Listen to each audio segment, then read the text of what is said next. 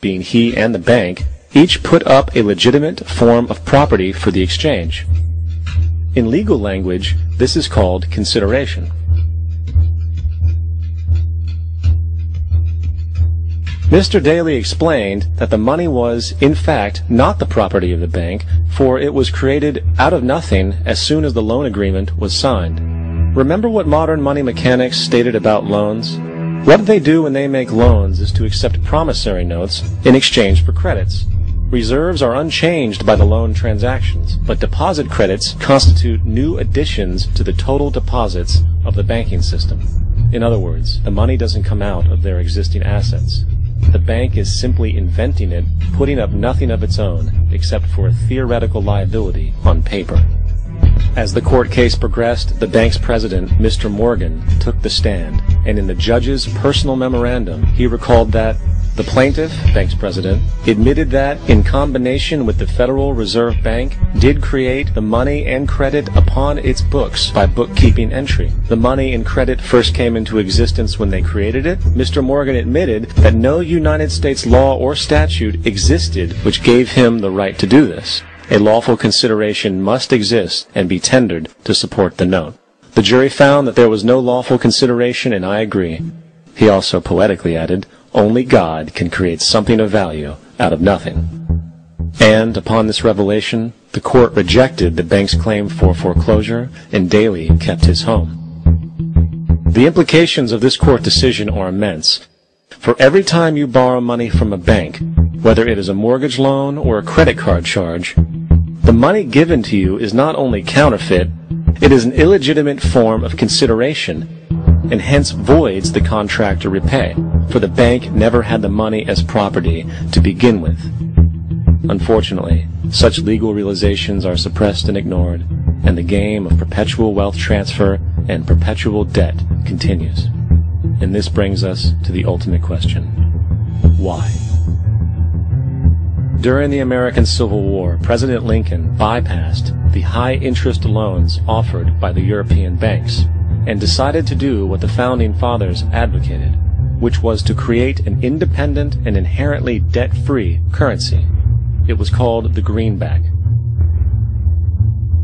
Shortly after this measure was taken, an internal document circulated between private British and American banking interests stated, "Slavery is but the owning of labor, and carries with it the care of laborers, while the European plan is that capital shall control labor by controlling wages. This can be done by controlling the money. It will not do to allow the greenback, as we cannot control that." The fractional reserve policy perpetrated by the Federal Reserve, which has spread in practice to the great majority of banks in the world, is, in fact, a system of modern slavery. Think about it. Money is created out of debt. And what do people do when they are in debt? They submit to employment to pay it off.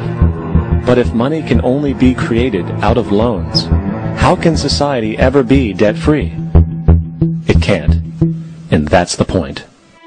And it is the fear of losing assets coupled with the struggle to keep up with the perpetual debt and inflation inherent in the system, compounded by the inescapable scarcity within the money supply itself, created by the interest that can never be repaid, that keeps the wage slave in line, running on the hamster wheel with millions of others, in effect powering an empire that truly benefits only the elite at the top of the pyramid.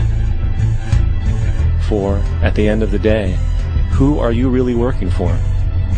The banks. Money is created in a bank and invariably ends up in a bank. They are the true masters, along with the corporations and governments they support. Physical slavery requires people to be housed and fed. Economic slavery requires people to feed and house themselves.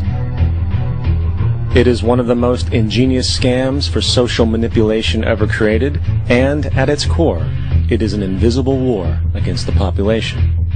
Debt is the weapon used to conquer and enslave societies, and interest is its prime ammunition.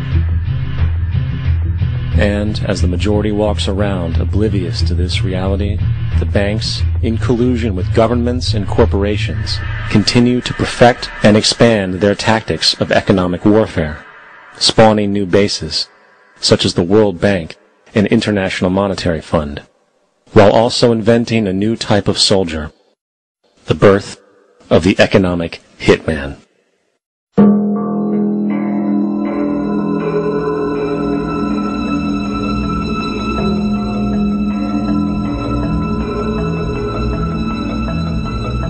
We economic hitmen really have been the ones responsible for creating this first truly global empire.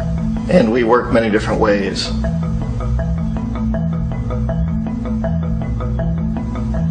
But perhaps the most common is that we will identify a country that has resources our corporations covet, like oil, and then arrange a huge loan to that country from the World Bank or one of its sister organizations. But the money never actually goes to the country. Instead, it goes to our big corporations to build infrastructure projects in that country, power plants, industrial parks, ports, things that benefit a few rich people in that country, in addition to our corporations, but really don't help the majority of the people at all. However, those people, the whole country is left holding a huge debt. And such a big debt they can't repay it, and that's part of the plan, that they can't repay it. And so at some point we economic hitmen go back to them and say, listen, you lost a lot of money, can't pay your debt, so sell your oil real cheap to our oil companies. Allow us to build a military base in your country, or send troops in support of ours to someplace in the world like Iraq, or vote with us on the next UN vote to have their electric utility company privatized and their water and sewage system privatized and sold to U.S. corporations or other multinational corporations. So there was a whole mushrooming thing, and it's so typical of the way the IMF and the World Bank work, that you put a country in debt, it's such a big debt it can't pay it, and then you offer to refinance that debt and pay even more interest.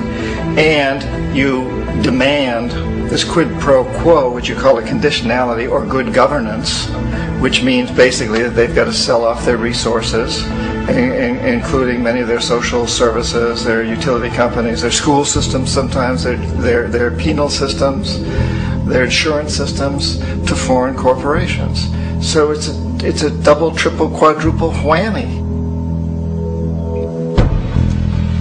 The precedent for economic hitmen really began back in the early 50s when democratically elected Mossadegh, who was elected in Iran, he was considered to be the hope for democracy in the Middle East and around the world. He was Time Magazine's Man of the Year. But one of the things that he'd run on and began to implement was the idea that foreign oil companies needed to pay the Iranian people a lot more for the oil that they were taking out of Iran. The Iranian people should benefit from their own oil.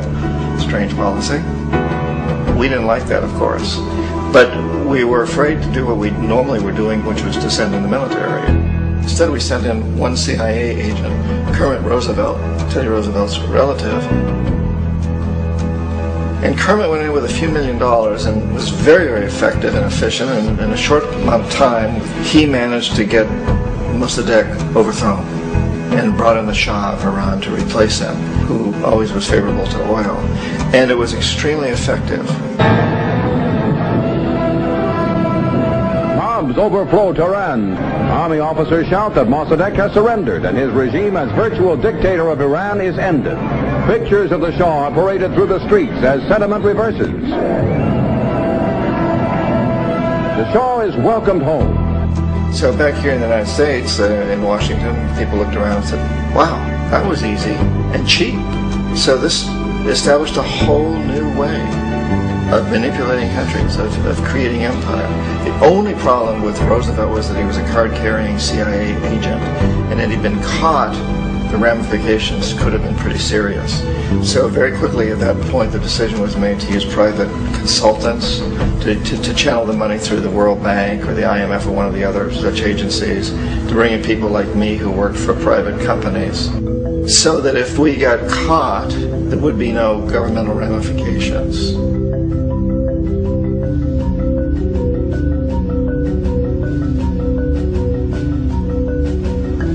When Arbenz became president of Guatemala, the country was very much under the thumbs of United Fruit Company, the big international corporations. And Arbenz ran on this ticket that said, you know, we want to get the land back to the people.